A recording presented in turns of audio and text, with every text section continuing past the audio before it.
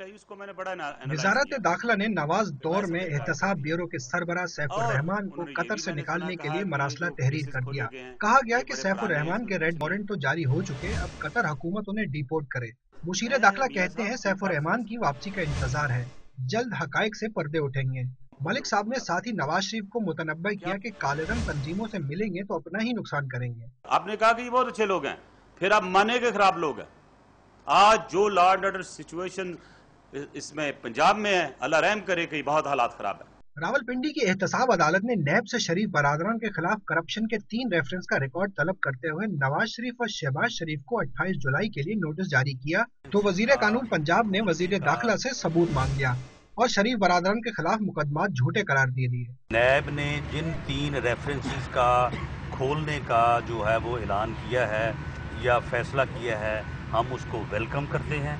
उन रेफरेंस के सामने आने के बाद हर फर्द को पता चल जाएगा कि उनमें कोई बुनियाद नहीं है। नवाज शरीफ को एहतसाब अदालत ने बुलाया तो उन्होंने सुप्रीम कोर्ट के फैसले के मुताबिक खत लिखने पर जोर दे डाला।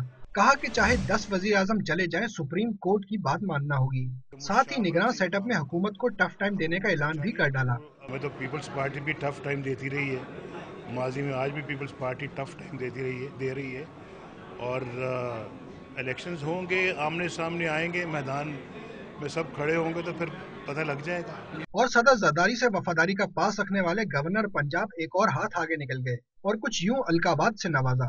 पीपल्स पार्टी तो बर्दाश्त ही के फलसफे पर चलते हुए आज 4.5 साल पूरे किए हैं। मैं यकीन से आपको कहता हूँ, कोई और होता आसिफ अली जरदारी के अलावा या पीपल्स पार्टी के, आपके सामने 11 महीने 22 महीने 2 साल 2.5 साल, इससे ज्यादा आपकी हुकूमतें नहीं निकाल सकी थी। मुल्क में सियासी मौसम एक बार फिर गर्म हो रहा है।